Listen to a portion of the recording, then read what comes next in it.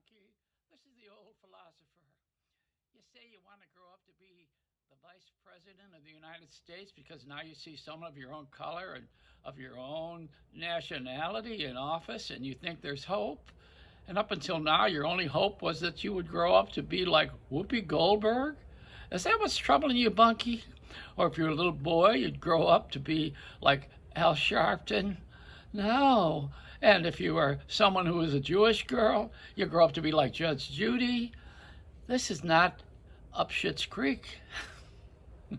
The old philosopher. Do you ever remember him? Eddie Lawrence.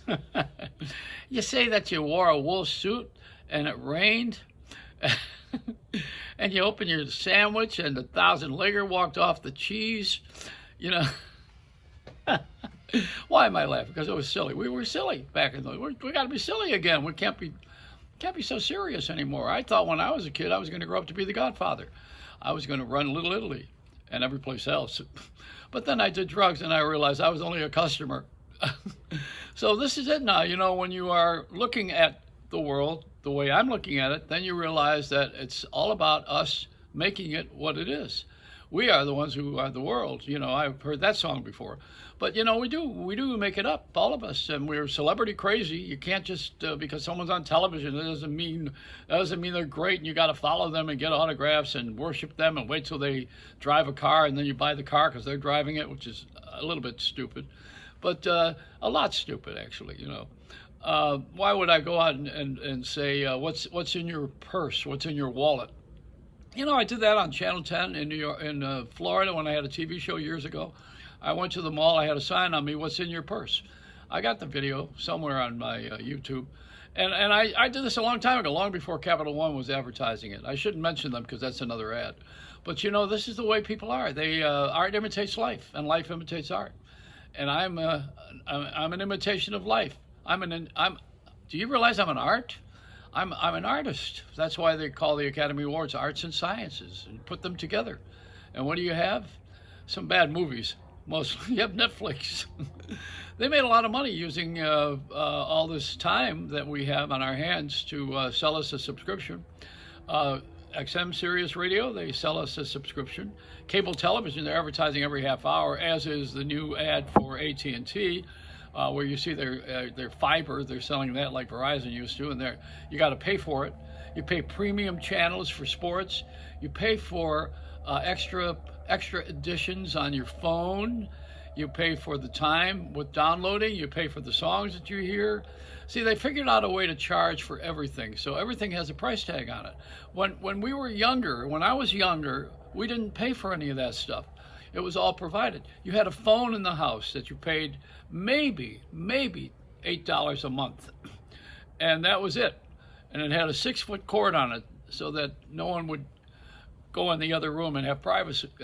And you wouldn't stay too long on the phone. Plus, there were 3 or 4 other people on the line. You shared it in the neighborhood. They had party lines, they called it. You had to pick up the phone if someone else was talking on it, be polite, and don't hang up and wait for them to get through with their call, and then you could use the phone. So this is nice. Everybody got their own cell right now. The only person who doesn't have a cell right now is Phil Spector, because he died.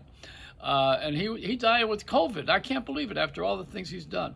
I got booed with him. You know, I knew him pretty well back in the 60s. I was the guy that made possible that Christmas album with Darlene Love and the Spector, Darlene Love and Phil Spector. This is a long story, but he married one of the singers. And that Ronnie Spector is who he married. So, you know, I think somewhere along the line, I became friendly with him, and he started to do a lot of drugs. But he was such a genius. You know, the music was wonderful. And when Danny Davis is the name of the guy that I should credit here, brought me the Christmas album, which was brand new and recorded so that I could be the first in the country to play it, 1963, I think it was. Paul Schaefer was in Canada overhearing the music. And that's why David Letterman, all these years with Paul Schaefer, would have those people on the show, including Darlene Love, and singing all the Christmas songs. You know, Ronnie Spector was great, though. She was unbelievable. But they all were. He was a genius. And unfortunately, he had a hobby of being crazy. And what happened was he got on an airline flight on American Airlines, I believe, back then. And he walked in, he wore a cape, and he looked very sinister. And this is Phil Spector I'm talking about. And he looked like this, you know. And he walked around on the airplane, and he looked around, and then he walked off to the front of the plane to get off and say, I am not going to go on this flight. They are typical crash victims. So in those days, that was very sensitive because people were afraid to fly at all. So they banned him from American Airlines for his life. I guess he never flew American again. Something about him, he had a hobby with spinning, you know, he played roulette, Russian roulette, they call it. So he would spin the chamber of the gun, and then if it hit the bullet, he would aim it at a girl, not himself. That's the bad news. And you know, the charts or Billboard and Record World, they were big record charts. In those days, Phil Spector was #1 with a bullet, if you'll pardon me. You know, I think somewhere along the line I fell out with him when he did too many drugs. He got too popular with the Righteous Brothers and all the great songs, and then John Lennon.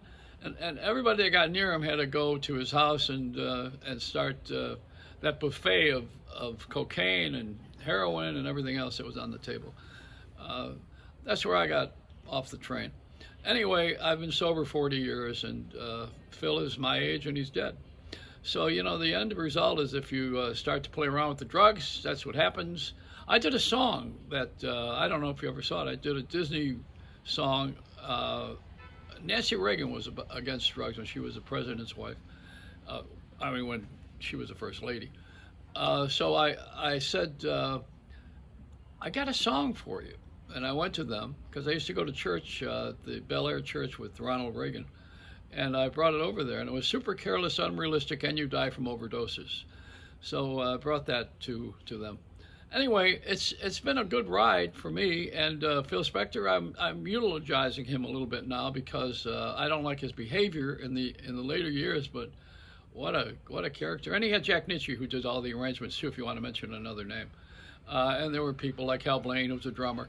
You know, he was famous for a lot of hit songs. There was a whole bunch of Glenn Campbell was probably the best studio guitarist in the whole country.